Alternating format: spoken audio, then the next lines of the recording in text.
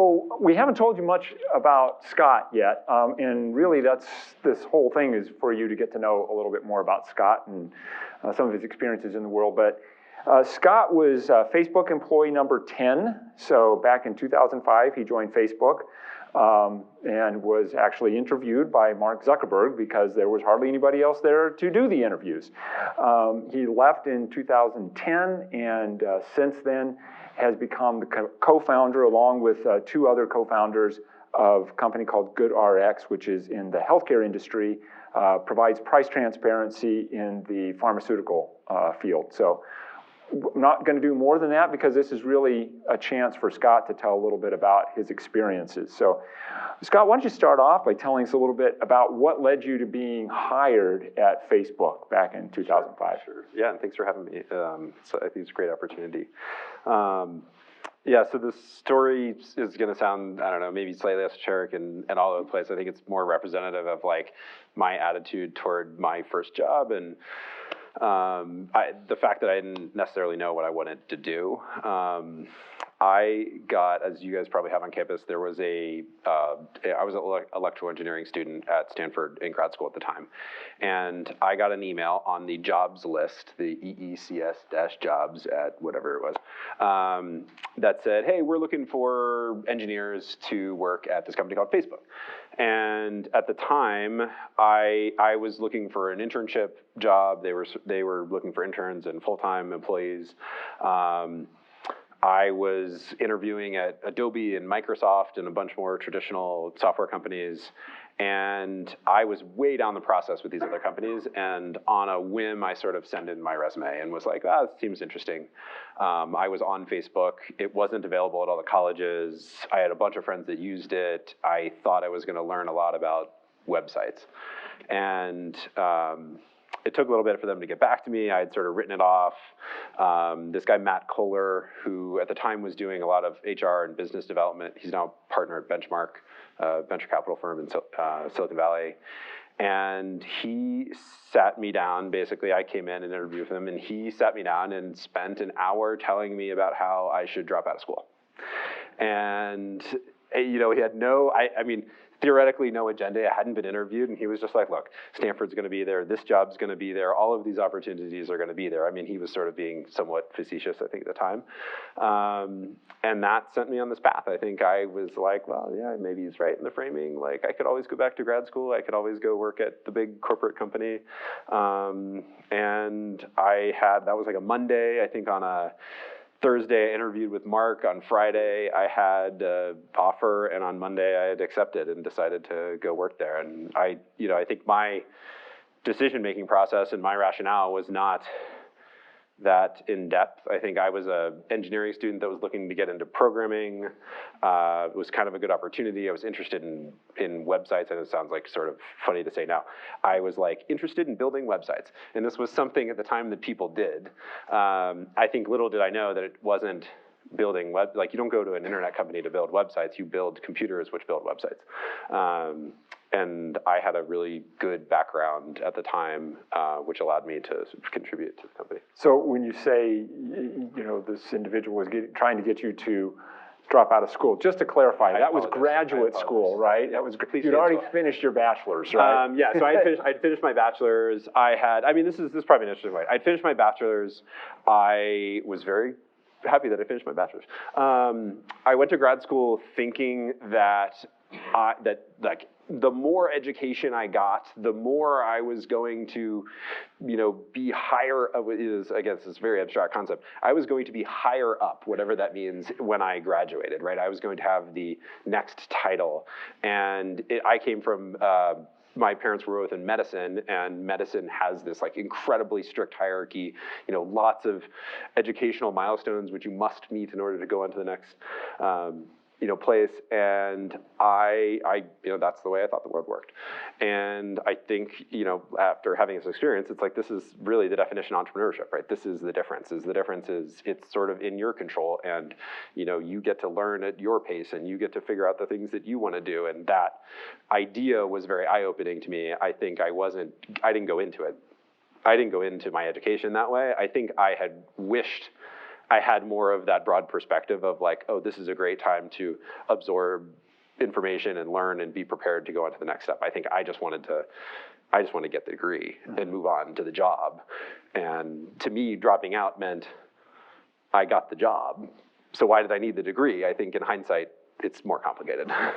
So what was the initial role that you were hired into Facebook to perform? So I was a software developer. My background was in operating systems and distributed storage, which at the time was very important to Facebook. This was all pre-Amazon Web Services, pre-cloud computing, sort of as we see it, what's happening today. And they had lots of users. I think right around the time I joined, they had about 2 million people on the site. 2 million? 2 million. 2 million, that's just no zeros behind that. No zeros, which seemed huge. It was quickly one of the most popular, particularly social networking. I mean, social networking wasn't that big. It was like MySpace, Friendster, and Facebook was growing like crazy. And every day you'd come into work, and it would be like, how do we fix this, portion of the site, or how do we fix this feature so that it will work with more users? And there was this sort of cadence, which was like each week you'd be optimizing something so that you could handle the traffic of the next week. But so I was sort of hired to deal with this problem. I knew a lot about how computers worked and helped create systems in order to improve data access and improve utilization of the servers. I happened to have this education, which was perfect for this. And everyone I worked with had barely finished their sophomore year of computer science, and so I had a leg up, which was great. So what were some of the challenges you faced? You talk about that cadence of having to come in and basically trying to stay one step ahead of the sheriff on keeping the technology running. But what were some of the biggest obstacles you faced as a company in those early days to make that happen? Yeah, so some of it was just like sticking servers in the rack, right? So, again, people don't have to deal with this today, which is great. We had a team of people who were down in a data center who were working on setting up the infrastructure, which was running all of the sites. And just to give you an idea of the scale, it's like when I joined, there was a cluster of maybe, I want to say 25 to 50 servers that were running all the databases, all the web servers, and then all this sort of associated pieces of software. And at first it was just like, can we get more? At some point, more doesn't work, and you get this diminishing return in terms of how the software is working, whether it's like Facebook had this really great initial design property, which is you mostly interacted with people from your college, and that allowed the architecture to be sort of bifurcated by college, which helped the scalability. Ultimately, a lot of that changed. Facebook launched to high schools, Facebook launched to eventually everyone, and the access pattern was sort of different. So we quickly launched a new data center, 200 people, or 200 servers. We wanted to add more schools. How many servers do we need to upgrade those? And we would run into what sound like sort of silly challenges. At the time, it was really like this keeping the lights on, but it was, I remember one week we hit this max. We'd be looking at the graphs like every day. How many users, how much bandwidth, how much data, and we hit this peak one day. Mondays were usually the biggest day because everyone was sort of back in class and on the internet, not doing their homework. And so you'd hit this peak and it would just level out. And for like 2 or 3 hours, it would just level. And normally it's this sort of nice peak of like everyone's kind of on site, they're going to sleep, and then they wake up. And we'd sort of level out. And it's like, this is kind of weird. Like, this must be a data problem. And the next day, same thing happens. Like, I don't know. It's like, the IT guys are like, we got enough bandwidth. It's fine. Well, we went and did all this research. We basically just ran out of bandwidth. I mean, it's like somebody didn't order enough bandwidth for how much we needed. And so some things were simple, like that of just being diligent, identifying what the problems were and going and fixing them. Others were really hard, like we would have to profile which is a way to basically determine which functions or which web pages were using all the resources. And we'd have to go in, and from one Monday to the next Monday, we'd have to make it faster. And, sometimes that was a few lines of code. Sometimes that was, redeveloping or reorienting how something worked. So what was funding all of this growth at this point for Facebook? Where was the money coming from to buy the new servers and the new bandwidth? I don't know. I didn't pay much attention to it at the time. I think it's funny. I was pretty naive, I guess, to it in the beginning. Excel. So Peter Thiel invested $500,000 sometime in kind of mid to late 2004, I believe, and then Excel invested about $10 million in kind of somewhere between March and June of 2005, which is just around when I started. And that's one of the reasons, we had $10 million. So it was like, oh, we got $10 million, let's go buy more servers. So at this point, there wasn't much revenue coming in from Facebook. It was through investors. No, there wasn't much revenue. Now, one of the unique things is that Facebook always had advertising. Like from the at the time, it was called posters, and you could put up a poster at your school, which was sort of the analogy. It wasn't targeted. It was targeted to your school, but it wasn't targeted beyond that. And so, so it was all venture capital. I think at the time, I wasn't thinking about it so much. I was really like, okay, how do we make the site grow? I think later on, it became very apparent how important the capital was, especially in terms of the growth, because everyone knew that this was valuable, but we weren't really making that much money. And so in some ways, it's this leap of faith, which is like, well, if we make this bigger, it will be more valuable. Mm-hmm. It's not necessarily true. It sounds sort of basic, but I think it's not necessarily true. I think in Facebook's case, any way that, and Mark's really the one who, was behind this, is, he really had this vision, which was any way that we make money, we being Facebook, we are going to make more money with more people. And, some of that relates to the fact that it's a network. Some of it relates to the fact that it is an advertising platform. I think there's not that many ways to make money. You can charge people, or you can charge somebody else to have access to those people. Mm-hmm. And once that was the mission, which was to grow, it sort of reoriented everything. I think it reoriented the teams around, okay, we need capital to grow, we need capital to support the infrastructure. And it's funny, it was something that I was exposed to, but it wasn't something that I had to deal with, other than on the, at some point, it became very apparent that we could hire more engineers for what seemed like not that much money. And if they made the site incrementally faster, like 1% or sub 1%, it might save an entire server, which maybe was going to cost $10,000 or $20,000. And if you did that a couple of times, you paid for yourself. And so I think there ended up being this mentality of like, well, we need more bodies in order to fix this. So just in case a lot of you don't realize this, in the early days of Facebook, it was only available to university students. Yeah. And that was the population, and it was intended just for that. And then it grew to high schools, and then it expanded to population in general. So the market for that was much smaller at that point in time.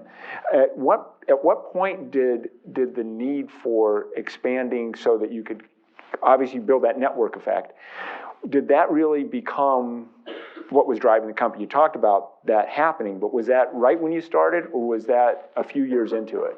It was probably about a year.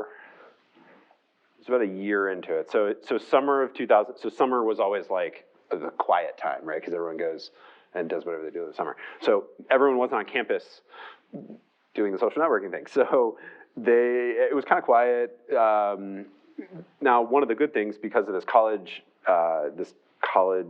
kind of like bifurcation of the site, was Facebook could control how fast they grew. So you could release a new college, and at first it was Harvard, and then it was maybe Yale or Stanford, and then it was like a couple Ivy League schools, and then it went to everybody. At the end of 2005, one of the things that we were working on was how to launch all the colleges. Mm-hmm. So it was about getting all the infrastructure in place in order to launch all the colleges. And we thought this was an amazing thing, because we're gonna have all the colleges. This is gonna be so valuable.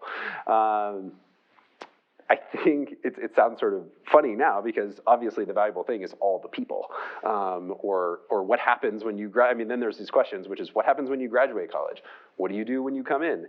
Can you have it as a high school student? Can you not? And we would make these decisions, some of which had big implications, some of which I think seemed like they were huge and ended up being so inconsequential. Like, do we let high school students on the site or not? And the argument's like, college kids, they don't want to hang out with high school students. So like, if we let them on the site, it's totally going to devalue the network. You let a bunch of high school students on, they can't talk to anybody anyway, it does nothing, right? It basically just gets people on the site. At some point, there was this major decision, which felt at the time like it was going to make or break the future of the company, which is, do we let everyone on the website? And which meant coming to, there's one piece of this college thing, which was the way you got in is you had your university email address. So you had to sign up with your university email address. So this was a great security, basically all universities were doing this security to allow people to get on the site. So if we opened it up to everybody, it was, you come to the homepage and you sign up with whatever email address you want and you get on the site. And this at the time felt like a huge step, because there was this idea that we had created the most valuable college social network and that was going to be worth a lot of money. We're gonna destroy it by diluting it with all these other people. Yeah. Obviously, it seems silly now. It seems really turned out okay, I think. Yeah, it turned out okay. I mean, it's one of these things. It definitely goes in this broad category of like stuff you know, in most small companies, right? You've one idea, right? You have this notion of like, we're going to create a social network, or we're going to create a price comparison site for drugs. And you spend so much time focusing on these like esoteric details of like, do we do this? Do we put the button there? Do we do this? Like, and I think it's just like, it's not a thing. Like, it's just like, you think it's so important maybe because you're trying to manifest like how important you are to the future of this. And I think, yes, there is strategy involved, and yes, it's important what you decide, but at some point it's also just important to go forward and to, and be smart about how you go forward, but, go forward in a way which is, where you're learning more, you're figuring out sort of where you want your business to be and sort of how you want that to run. I think, like I said, Mark was very instrumental in focusing on those big projects which were going to lead the company into whatever the next success was. Speaking of the projects, I know that you were, if not at the least, heavily involved, if not the person who was behind the Photos app within Facebook. How was the decision made that was a direction that Facebook was going to go? And then how did you decide what kinds of features and functions to put into this? Was that up to you? Was somebody describing what needed to be done? Did you have users that provided input? How was that process? What did it look like? I don't know. To me, Mark came to me one day and he's like, hey, I want you to work on this Photos feature, and I want you to go get Aaron and have him design it for you, and then you can go build it. I was like, okay, that seems like a good idea. Aaron was this designer. And it wasn't that obvious. Although people, there were a set of features that people were asking for that were obvious, and some of it was looking at user behavior. So when you looked at the most popular pages that people viewed on the site, it would be first they would go to the homepage, and then, because you had to go to the homepage, and keep in mind, this isn't like, you don't get a feed in this day. It's literally just you go to the homepage, which is the same for everybody, and it's got a set of links. And they would click on this link, which was recently updated friends' profiles. So your profile was a page and it was a static page. You couldn't make posts, but you could change things. And every time you changed something, it reset the timestamp and it got you to the top of this list. So we actually found that people were changing things on their profile just to bump themselves to the top of the list. And one of the ways that they would communicate is they would change their profile picture. And at the time, you could only have one profile picture. And that seemed very limiting. In hindsight, it seems incredibly limiting. And when you look at the behaviors of people on the site, like we'd match, okay, what are they trying to do, right? They're trying to get more information about what's going on in their lives. People would write notes in their about section. People would change their interests to communicate to people. And so I think that, on top of changing their profile picture, I think we were looking at how are people communicating, and then what are the products that we can build to help them do that. One obvious one was people were like, I want more than one photo of myself. And we ended up basically adding this feature, which was uploading albums. At the time, you were restricted to albums. So you'd create an album, you'd upload photos. The tagging piece of this, which was sort of some of the innovation, really stemmed from this idea that this is what people were doing already. They were going on to see their friends, to see what was happening. Obviously, it changed the behavior, and the basic structure for the product was not, it was sort of obvious in that it stemmed from this. So what do people want to do, right? They want to post photos so that they can share those with friends so that other people can see those. And then they want to see photos of their friends. Because what is, some of it's what can Facebook do uniquely that other people can't do. 2005 was the first year that there were more digital photographs taken than film photographs. And there were a dozen sites, Shutterfly, Kodak had one that maybe they bought from somebody else. I mean, there were a dozen of these photo sharing or photo printing websites. This, behavior was sort of already out there, but Facebook could provide this unique ability, which is I could say, you are in this photo, and then it would share that with all your friends. We thought it was a good idea. The very first version of the, I don't know if you and I even talked about this, the very first version of the product, you could not untag yourself from a photo. So you couldn't remove the tag. It was one way. If I posted a photo of you and you didn't like it, it was tough. You were out of luck. That was going on your profile. And people hated that. So we changed it. So did you ever, in that process of building that product out, were there times that you thought that maybe you weren't the right person to be doing it, that you didn't have the skill set, that maybe there should be somebody else working on this?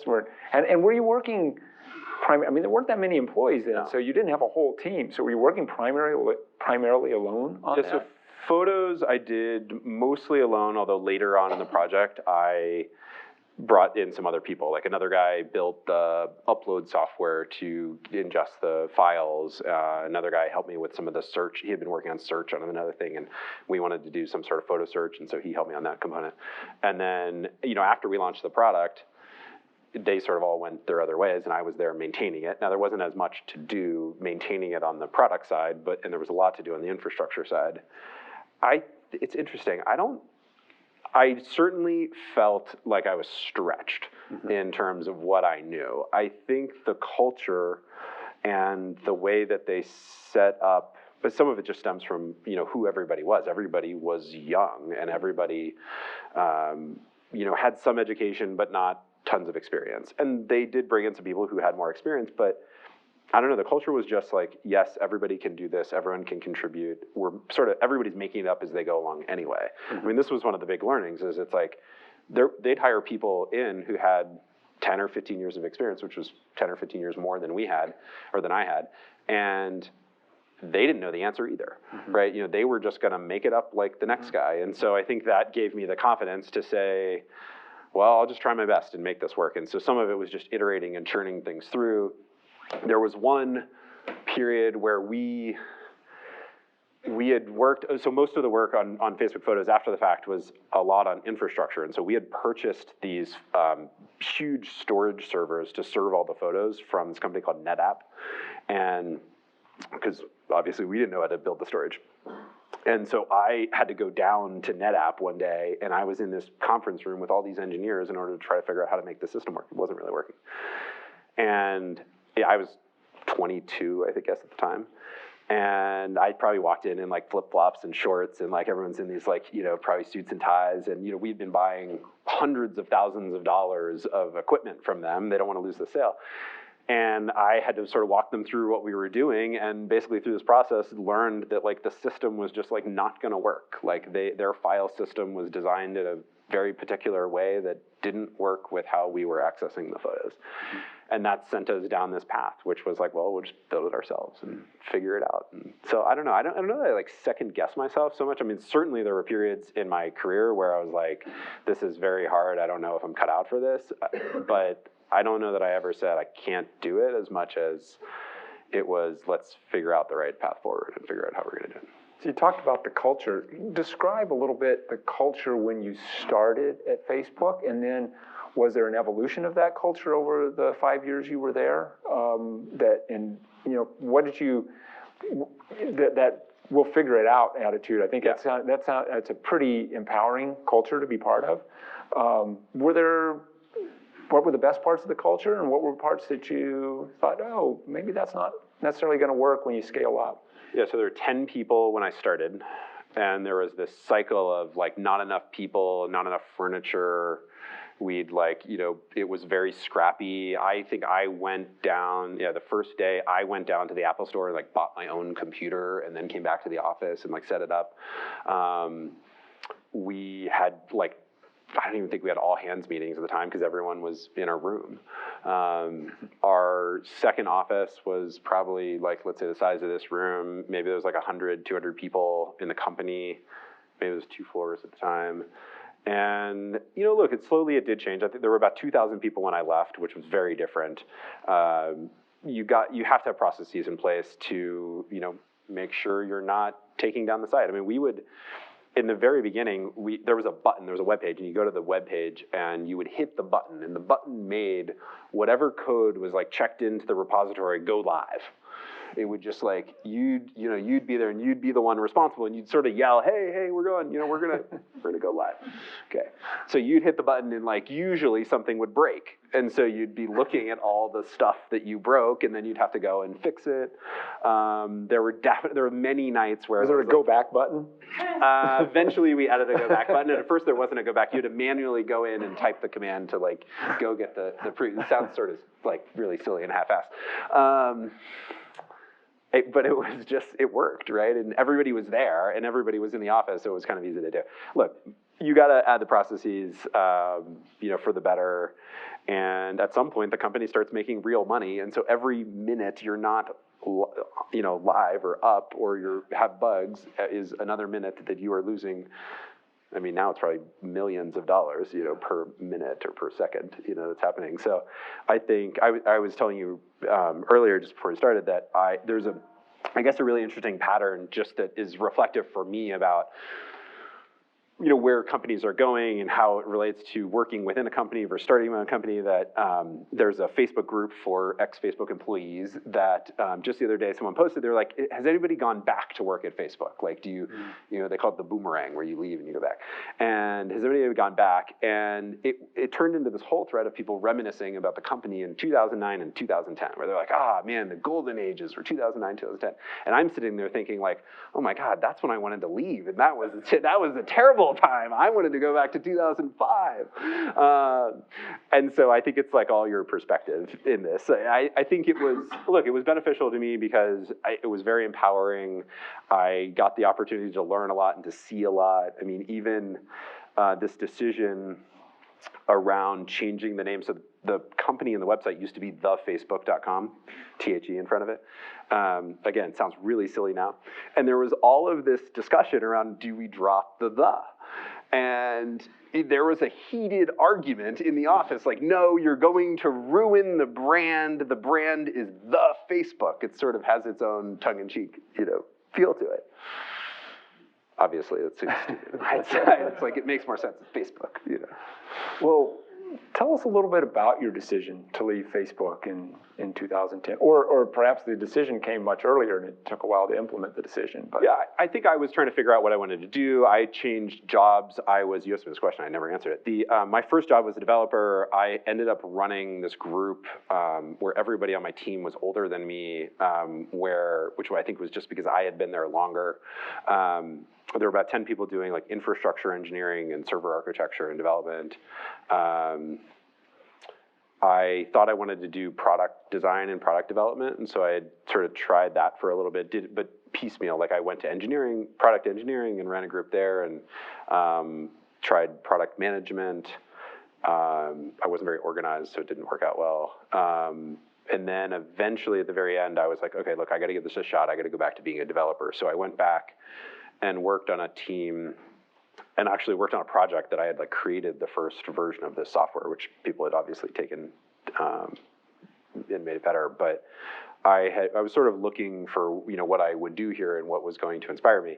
But for whatever reason, and a couple of people today asked me this question, and I don't really know the answer. I just always wanted to start a company, and I knew that I obviously wasn't going to do that in Facebook. And even to this day, I don't know if I could articulate like why starting a business was something I wanted to do. I mean, I think I liked creating products at Facebook from scratch. Like, I think my fondest memories, if you can say it that way, is like, I loved creating something from nothing. I loved figuring out how are we going to solve this problem for people, you know, and having that blank slate design. And I think that was something that I was always, you know, wanted to do. I had no notion of what that looked like or how I was going to do that at the time. I think I just jumped ship and thought I was going to surf more and have, I don't know, pay my bills. I just like, I think I had spent, I mean, the other thing is like, I had spent 5 years just every day thinking about, you know, what are we doing next in this business or in the product, and how are we improving the engineering and the culture and hiring people and firing people. And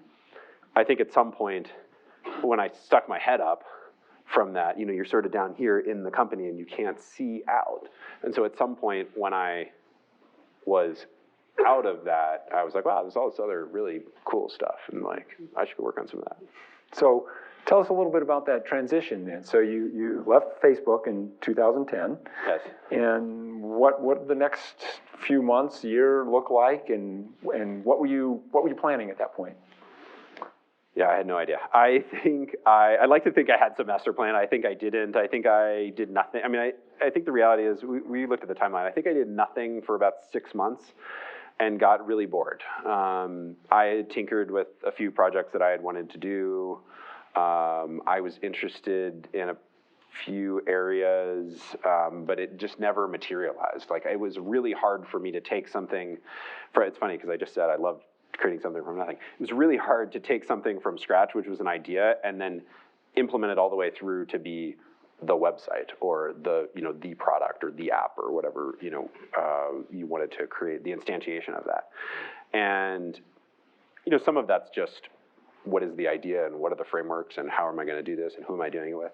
So I sort of meandered around different paths for about 6 months, and I ended up getting back in touch with a old colleague of mine that I worked with at Facebook who had I moved to Los Angeles from San Francisco, and he was in Los Angeles, and so we started talking.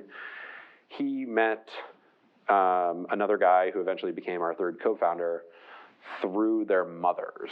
Like, and their mothers were like, oh, you guys like technology, so you should meet. That's not a usual networking technique. No. And so, and we got to know each other. Doug, who was the guy I worked with at Facebook, he and I knew we worked well together. We had worked on a couple of products at Facebook together, and we literally, the three of us, and I was joking with Craig that this is like literally the advice I think they tell you not to do this, which was we picked our like co-founders, like we decided we wanted to work together before we knew what we were gonna do.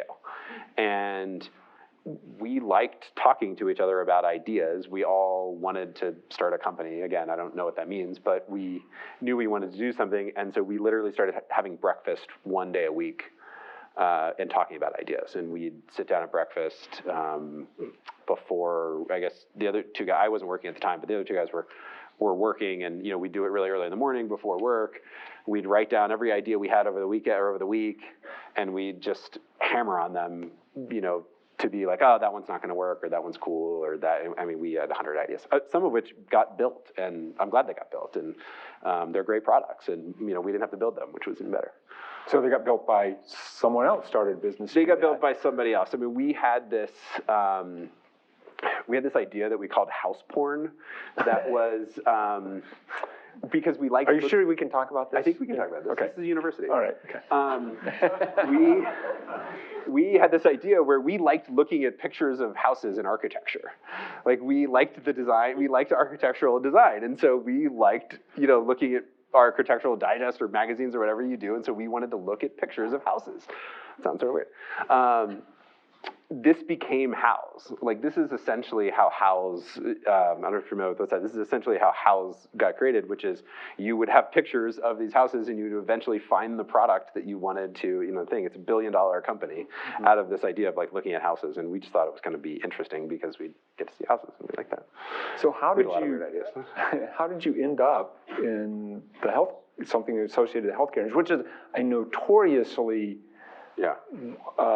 difficult area to get into because there's so many regulations, there's so much structure to it, there's so many vested interests in that. So what was the thought process to start what became GoodRx? Yeah, so I could work backwards. I think at the end of the day, we just ignored all of the complexity. And some of it was being naive, some of it was maybe we thought we could do better. I think like it's like we know how to build websites, they don't know how to build websites. So let's go use our skill to improve this industry. But the process was not directed. It wasn't like we had we had brainstorming sessions, but they weren't directed. It wasn't like we were like, oh, let's look at this industry and see what venture capitalists do this thing all the time. I don't know if Will got here, but venture capitalists do this thing all the time where they call it market maps, and they go out and they research all the markets and they try to figure out where the holes are in the market in order to start businesses. This seems like a really boring way to figure out how to start a business, because you're looking at what everybody else is doing, and the whole idea is it's like you've got to do something that nobody else, not that nobody else is doing, but that isn't a solution. You have to provide a solution which isn't already there in the market in some way. It could be some esoteric tweak on something that everybody is doing, but it's got to be unique in some way, otherwise it's going to be really hard. Now, there are countless examples of people buying their way into markets, but in large part it's much easier if you start with a hole. And we looked at holes in different industries, different products. We were trying to go mostly based on personal experience. This is one of the adages, I guess, that people do recommend is, you start something that solves a problem for you, and that, has two external benefits. One, it's a problem that exists because at least it exists for one person, which is you, even if it doesn't exist for thousands of people, although hopefully it exists for everybody. And then the other is that you're really interested and passionate about it, right? And I think that we went down this path. We looked at how do we aggregate news on people that we know? How do we organize business processes within, these were two of the other ideas we worked on. How do we organize business processes within a business? A really boring idea. It was like, how do you automate repetitive tasks within organizations or something? It's very interesting to some people, wasn't interesting to us. And we built the software, and it turned out it was not interesting to us. And we stumbled on this idea through the experience of one of my partners, Doug. He had gone to a pharmacy, had a prescription. The pharmacy was $200. He goes across the street. It was $70. And we just started looking into this, and every time we'd research it, every time we'd get to the next step, it'd be like, oh, that's weird, like, doesn't work like we thought it was going to. Or, oh yeah, there really is price variation. I think I think like the right way to go about this is like second guess yourself and assume you're wrong, like, find the answer. Like, basically research things until you find the answer you weren't looking for. Because if you assume the worst, then at least you prevent yourself from going too far down the line, right? Like, if you assume you have the most brilliant idea at the outset, I'm guarantee you chances are you don't have the most brilliant idea, but figuring out what's wrong with your idea and how to improve it is the process. I mean, it's the thinking 10 steps ahead, so that you're both ahead of your competitors and ahead of anybody who's done it before. Find out the people who have done it before. And so we sort of went through this process, and every step of the way, it didn't work like we thought it did, and the data suggested, at least when we tried to aggregate a lot of the price data, that the problem was worse than we originally thought. So why don't you take a second, because maybe not everybody understands exactly what the business model is for GoodRx. Why don't you just take a brief minute to do that? Yeah, so the site looks very much like a Kayak or Travelocity or Orbitz. You go to the website, you put in the name of a drug, and it gives you prices at pharmacies close by. And in the beginning, there were a couple of what we thought of as really amazing innovations. Again, this is like very specific to our task. We did something that was, came from our product background, which is to try to make it more useful. You can totally misspell the drug. It turns out that most people don't know how to spell any drug name that they take. But most drug names aren't that close together. So no one knows how to spell acetaminophen, but it's pretty easy if you tried to type it in phonetically that we could give you the right drug. we just tried to make it really easy for people to access. We assume what quantity and dosage you take, because it turns out that 90% of the prescriptions for some drug are always in that same format. And then the one business, I guess, model innovation was that in not just showing you the price, but we would then give you a coupon for that drug. So you go on the site, you put in the drug name, you'd find the pharmacy you go to, print the coupon, you take it to the store, you get X price. So where do you get the actual price data? Yeah, so it's very, I won't go too far into the like depths of like healthcare economics, but the prices largely come from these companies called pharmacy benefits managers, which are huge companies that you've never heard of. You probably have one associated with your health insurance plan. The big ones are Caremark, Express Scripts, there was Optum and Catalyst, and I think they merged. But these are like two $15 billion companies that merged type of a thing. And to give you an idea of the size, Caremark was so big that Caremark bought CVS, right? So you think that the prescription, or you think the pharmacies are big, these companies are bigger. Those companies were created to negotiate prices on behalf of all of the insured customers. So Express Scripts has, I don't know the number, it's got to be 50 to 80 million people insured, by them. They go to all the pharmacies and say, we want our people to go to your pharmacy, give us the best price. GoodRx essentially forms a similar network. So since inception, people spent about $15 billion through GoodRx, and the site is growing every year. And so we can go to those pharmacies, and through the PBMs mostly, and say, help us give people discounts and help people go to your pharmacy. And so it's essentially like a referral fee paid by the pharmacy. I mean, you can argue whether it's paid by the person or paid by the pharmacy, but it's essentially coming out of the margin of the pharmacy, but we give people a discount. I think it's funny, it's one of these things where it's like you try to be really altruistic in your company, and at the end of the day, it's all about the economics of the pharmacy, or all about the economics of the business that you're in. And I think that we set out on this mission, which was to help people save money on their prescription drugs. And it turned out that the industry was so much more complicated, and the dynamics between the pharmacies and the PBMs and the drug companies and who was making money was even more complicated than we even imagined. And there were dozens of other ways that people could save that we didn't anticipate. So things like your drug's not covered, doesn't have a name more, but it used to be pre-existing conditions. Some people just forget to sign up for health insurance in their employer. Through their employer, or through, at the open enrollment. Or the drug has a prior authorization, and the drug company wants you to go through some other tests before you take the drug. But it turns out the drug's actually pretty cheap, and you can get it without your insurance. And so but the business model is roughly kind of marketplace affiliate fee. The company itself looks a lot like a dating site or a travel site internally. So it's lots of money spent on marketing, big engineering team, some design, not so much, big on the kind of business development, like corporate side. So, but I think the marketing is roughly 90% of the overall budget. So what did you learn from your experiences at Facebook in terms of being in the early stages of a company, but not being a founder, that you then applied in your experience with starting GoodRx, both in terms of the task you needed to pay attention to, as well as building a culture that you wanted to have? Yeah, so I mean, for sure, we felt like we were exposed to one of the, at least most efficient, if not the best, way it was best for us, ways of developing software, right? We had super scrappy teams. We had people who didn't know any better. We had, whoever we could find to get on the project and just move forward, which is sort of how we did it at Facebook. And I think it comes from this notion, which is like, look, I don't need the best guy. I don't need to know the answer. It turns out that nobody really knows the answer before you do it, and that we knew that we could sort of shepherd people through that process. And so we were able to hire people to do those things. We had super unique skill set in that we had worked at these, what are now like the largest internet companies.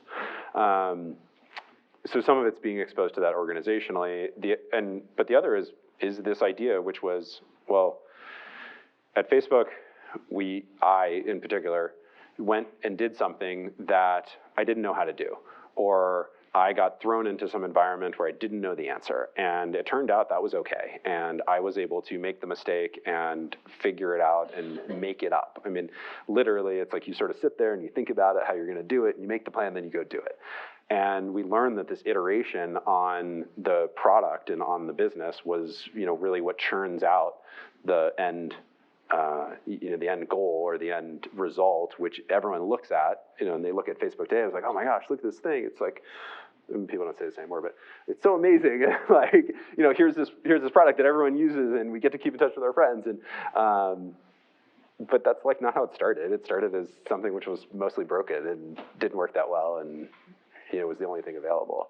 I think so it was like organizational, how we made decisions. I think we were just exposed to some of this. I don't know how you learn this, I guess, without a company. I mean, this is sort of an argument for going to work for a small company rather than starting your own. I think there's a whole set of business functions, and we even learned some of these things at GoodRx that I had no exposure to. There's a whole set of business functions that sort of like make the machine work, from hiring to finance to planning and strategy to... We call that business? Yeah, you guys call it business. I was an engineer, so none of this stuff existed in my world. And so I had to be exposed to it. I mean, hopefully you guys take a class on this and just learn how to do it.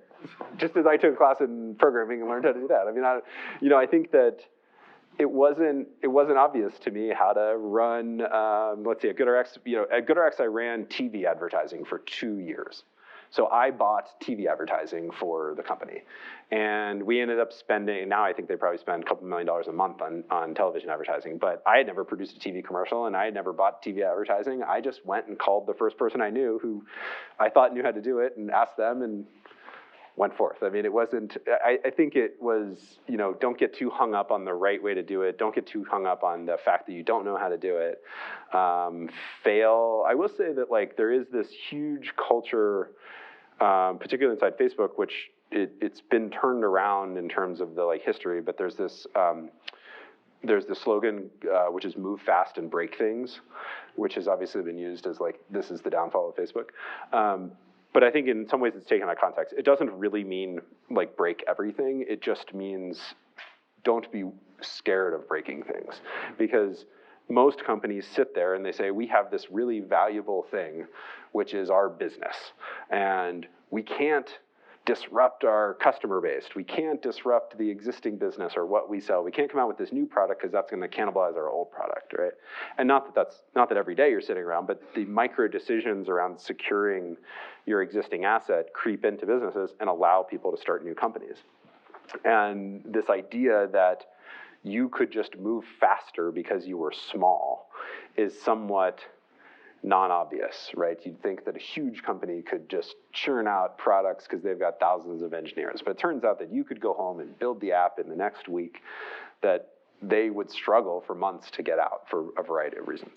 And I think that was really important. I would say the other thing, though, on the breaking thing side is fixing things quickly. I think one thing that companies don't do is they don't want to apologize. They don't want to admit mistakes. This comes from like the kind of culture and security and stuff of being a big company. But, if you can, this was mostly on the development side, but I think it applies to the other sides too, is if you can fix things, like you have some thought experiment, you have to suspend this belief here for a second. If you can fix things infinitely fast, right, or with low consequence, it totally eliminates the downside of breaking something, right? So if you could fix the bug in a half a second, then the consequence of making the bug is low. It's just more work, right? So certainly we don't want to introduce unnecessary bugs, but we also don't want to be scared of them, because if we can fix them quickly and nobody is affected, now we're not doing financial transactions, but if nobody is affected, then we can move forward. And that shortened the development cycle. I mean, I think for the first 3 years I was there was zero QA. That's quality assurance. Quality assurance on all of the software. So nobody except the engineer, and there were staging environments, but nobody was checking the work except the person doing the work. And that was very eye-opening. So it was a long-winded way of coming back to this thing about GoodRx. I mean, I just think that this was culturally something which was so important, which was move quickly, make mistakes, figure it out, without knowing the answer, and and go forward, which is and that sounds like a way, it sort of encapsulates how you've approached even your time at Facebook and so forth, is just move fast. If it breaks, fix it, but do something, right? Correct. So what other things, we've got a few minutes left, and the students submitted a number of questions. And I tried to weave some of those questions into our discussion here, but there's a few that, some of them were just looking for your sage advice, because you're so old and wise. I feel so old. So what kind of advice would you offer to students that are sitting here that are at various stages in their college careers, but what would you tell them about? I'm going to be really nice to the professors, though, because I already said, I told you guys to drop out once. That was graduate school. Drop out of graduate school. I think that I had this professor in a computer networking class that at the very first day of class, he comes into class and he's like, look, I'm going to teach you all this stuff. I'm going to teach you how, and again, it's like very specifically, he's like looking at all these like algorithms and protocols on how computer networks were built. And he was like, look, you're going to read the book and you're not going to remember, and you take the test, and I'm going to ask you how these things work. He's like, all you have to do is make it up. Because you know how that got invented in the first place? Some guy made it up who wasn't that much older than you were. I mean, they were likely in grad school and they had some research project and they made it up and they invented how that thing worked. And part of it was they came from their own knowledge. And I think that as a student, you should have a proper amount of respect for your professors. But I think at the end of the day, it's like this school, like I wish I had this different attitude toward learning things in school, where I wish that I wasn't trying to learn the thing to get out of the class to then move on to the next step. I wish that I looked at it more as that I was being exposed to some other way of thinking about this problem or this area, because I too easily wrote off the business things. I was an engineering student. I'd write off the marketing or the writing. It's like, I don't need to do that. And now I come back and look at the things that I've had to do, and it's like, well, it's really those things. Like, those are the practice of the things. So I think that's a big one. And some of this is like, a healthy amount of there's a balance here of just like irreverence for authority, because it's not that there should be no hierarchy, but at the end of the day, I think there is this notion that we need to create new things and we need to solve problems and we need to be productive, but it needs to be productive. Okay, so let's see, we are right at time, but okay, let's just ask you one last question. So what was, of all the time in your career, either Facebook or starting up GoodRx, what's one or two of the most memorable things that have happened in that you could say, that it was either something you learned from, something that you'll remember forever? Okay, so if I had to pick one at Facebook, there was a period just when we launched Facebook Photos where I'd literally spent 24 hours in the office. And I was the only person there over the night, and I had to finish migrating some databases to launch the product because they needed to be on a different place. And I think it was just memorable because it was like, you can do, this is totally exaggerating, you can do anything you want to accomplish in 24 hours, right? Or spending the night. It was me finishing the product. And I think that, when I was in school, I didn't ever feel that way, right? I as much as, everyone likes to think, oh, everyone's like so enthused to do the homework or, finish the test or study for the thing. I was like, it's work, it's a grind. And I think I felt really inspired to do this. And that was very eye-opening that A, this exists, and B, what you can accomplish in such a short period of time. And then I would say the other, and not to go over time too much, but just the other was when we sold, so at some point at GoodRx, we sold most of the business to 2 private equity firms. And I remember driving home very vividly, and I had this sort of bittersweet feeling, which was like, yes, we accomplished this thing. Look, everyone starts a company because, not everybody, but you have this notion of, we're going to do a startup, and the startup's going to be massively successful. And here, the startup was massively successful. We reap the rewards from that. And I think it turned it around for me, which was like, I guess it was like, I felt loss. at the time. Like, this was not the reason, to do this. I think you project in the future as like, this is the singular reason. Look, I think the same thing with school. It's like, you think the reason is to graduate, right? But the reason is the things along the way. Not to be too cliched about it, but I think I enjoyed the problem solving. I enjoyed, building something. I enjoyed creating something. And when you come to that end, stage, in some ways, you're no longer building the thing. You've reached the goal line. And so I think it had this effect on me, which it reoriented a lot of my thinking around process and how do I want to spend my day? What do I want to, do? And how do I want to accomplish those things, which I didn't necessarily have before. So to wrap it up, it sounds to me like you're an individual that has been successful for probably many reasons, but some of those are, the core of that is that you have this attitude that you're going to be able to figure things out. So even if you may be the first person to ever try to do this, but you can figure it out. So the mindset to do that. And you have that mindset at least partially because you're passionate about solving those kinds of problems.